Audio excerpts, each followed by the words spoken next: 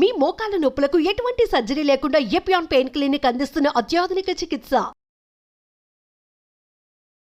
Vitamin B12 గురించి చెప్పాను. అలాగే విటమిన్ డి మీరు ఆ సూర్యుడిని చూస్తే వచ్చేస్తుంది దేహంలో, అదంతకదే తయారవుతుంది. లేదు మాకు సూర్యుడిని చూడలేము, పొద్దున 6 గంటలకు పోయి రాత్రి 12 గంటల వరకు హైటెక్ సిటీ సాఫ్ట్వేర్ ఇంజనీర్లము, మాకేమీ పాపం ఏం చేయాలి మేము అంటే ఏమీ ఇబ్బంది లేదు. పుట్టగొడుగులు తీసుకోండి, మష్రూమ్స్ ఎండలో ఎండబెట్టండి. మీరు ఎండకు పోకున్నా పుట్టగొడుగుల్ని ఒకసారి ఎండబెట్టండి.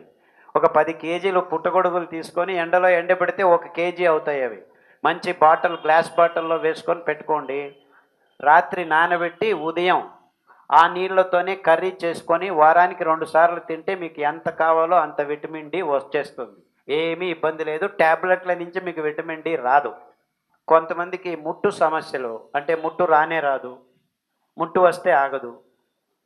ఇది పీసీఓడి అయి ఉండొచ్చు, గర్భకోశంలో గడ్డలు ఉండొచ్చు. ఇవన్నిటికీను పీసీఓడి గర్భకోశ సమస్యలని పట్టీలో ఉందండి. దాన్ని వాడితే ఈజీగా బాగుంటుంది. గంటన్నర నడవాలి. ఈ హార్మోన్ ఇంబ్యాలెన్స్కి walking is the best solution. Course నా అభిప్రాయంలో వాకింగ్ లేకుండా మానవ జాతి జీవనం చేయకూడదు. ప్రతి ఒక్కరూ, దేవుడు 2 కాళ్ళు ఇచ్చాడు. కాళ్ళు ఎందుకు ఇచ్చాడయ్యా? నడిచేదాన్ని. సో ప్రతి ఒక్కరూ ఉదయం ఆ సూర్యభగవానుడు లేస్తున్నప్పుడే, అంతకుముందే ఒక 15 నిమిషాల ముందు లేచి నడిచారంటే అన్ని పనులు సరాగంగా జరుగుతాయి రోజు మీకు. So every day get up, walk when the sun is rising, and if possible walk in the evening when the sun is setting. Best times to walk. Expose yourself to this wonderful aspect of nature. ప్రకృతికి దగ్గరగా రావటం అంటే మొదటి కార్యం ఏమిటంటే ఆ ఉదయిస్తున్న సూర్యుడిని, అస్తమిస్తున్న in fact జీవనాధారం మొత్తం ప్రపంచంలో ఆ సూర్యుని శక్తే. అక్కడి నుంచే చెట్లు గ్లూకోజ్ని తయారు చేసేది. సో అద్భుతమైన కార్యం అది.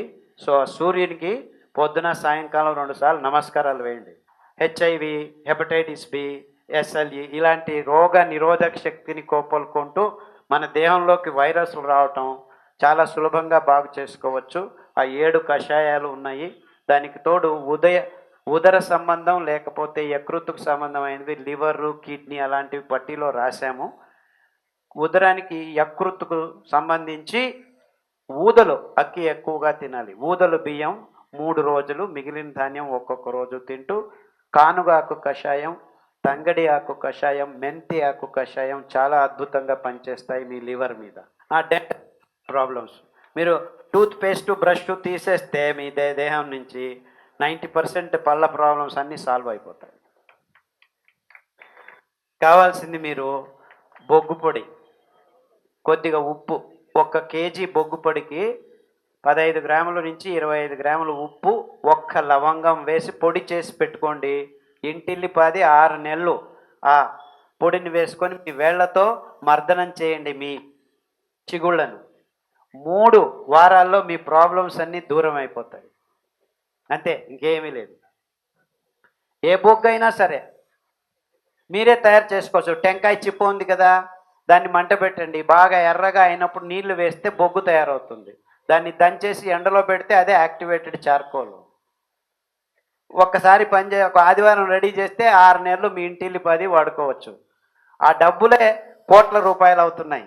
ఈ టూత్పేస్ట్ వాడటం ఆపు చేస్తే మన భారతదేశం సగం బడ్జెట్ మన చేతుల్లోనే ఉంటుంది. ఎర్ర ఆముదం ఉంది, తెల్ల ఆముదం ఉంది. కషాయం అంటే ఆముదపు గింజల నుంచి కాదు, ఆ ఆకుల కషాయం. ఆముదపు ఆకు కషాయం చాలా అద్భుతమైన గుణాలు ఉన్నాయన్నమాట.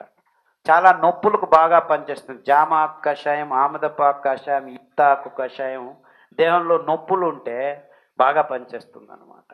తర్వాత నువ్వుల నూనె దేహంలో మర్దనం చేసుకోవడం వల్ల చాలా వరకు నొప్పులు తగ్గుతాయి అన్నమాట. చాలా వరకు నువ్వుల నూనె అతి అద్భుతమైంది.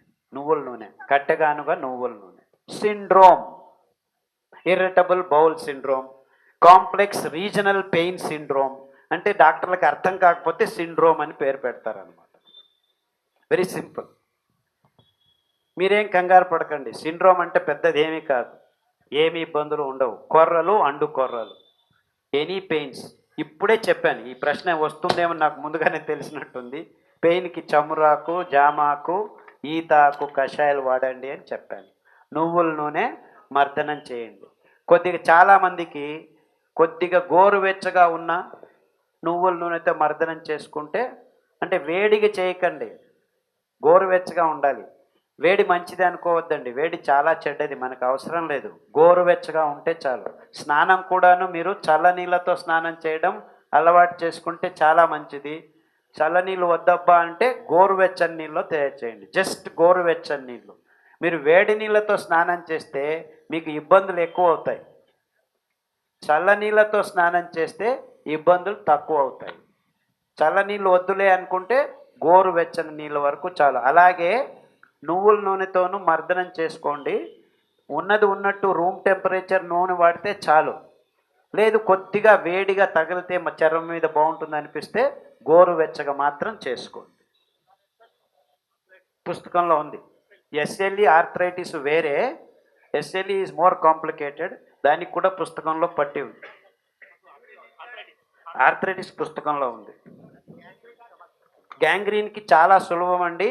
గడ్డి చేమంతి కషాయం, మెంతాకు కషాయం, తర్వాత చేమంతి పూల కషాయం, ఆకుల కషాయం వాడండి. 5 ధాన్యాలు 2 రోజులు తింటూ ఉంటే మీ చక్కెర రోగం నియంత్రణకు వచ్చి మొదలుపెట్టి కావాలంటే హోమియోపతిలో కొన్ని మందులు ఉన్నాయి, డాక్టర్ దగ్గరికి వెళ్ళి తీసుకోండి. ఖచ్చితంగా 100 మంది గ్యాంగ్రీన్ పేషెంట్లకి కాలు కట్ చేయకుండా, వేలు తీయకుండా బాగు చేసుకున్న వాళ్ళు ఉన్నారు. ఇప్పుడు మా మైసూర్లో చాముండి కొండని ఎక్కి దిగుతున్నారు, ఏమి ఇబ్బంది లేదు, చాలా క్లియర్గా బాగు చేసుకోవచ్చు, ఇబ్బందులు లేవు. కానీ చాలా దూరం వెళ్ళి ఉంటే కష్టం కావచ్చు. బట్ ఒక మంచి హోమియోపతి డాక్టర్ ఆధ్వర్యంలో మీరు ఈ కషాయాలు, ఈ సిరిధాన్యాలు తింటూ ఉంటే 100 మంది 1000 మంది బాగు చేసుకుంటున్నారు, నో ప్రాబ్లం అట్ ఆల్. బొల్లి, ఈ చర్మ సంబంధ రోగాలని ఉందమ్మా, నువ్వుల నూనె రాసుకోవాలి. రాత్రి రాసుకొని ఉదయం కలబంద ఆ గొజ్జు దాంతో పూసుకొని స్నానం చేయాలి. సోపులు వాడకూడదు మీరు, no soap is good. So కుంకుడుకాయలు, సీగే పొడి, కలబంద, ఇవి మీరు చర్మాన్ని శుద్ధం చేసుకోవడానికి వాడాల్సిన పదార్థాలు. దానికి తోడు కలబంద కషాయం పుస్తకంలో రాశారు చర్మ సంబంధం గురించి, దాన్ని వాడితే తగ్గుతూ వస్తుంది. చాలామంది బొల్లు ఉంటే నూనె పూసుకొని ఎండలో కూర్చోవాలి అంటారు.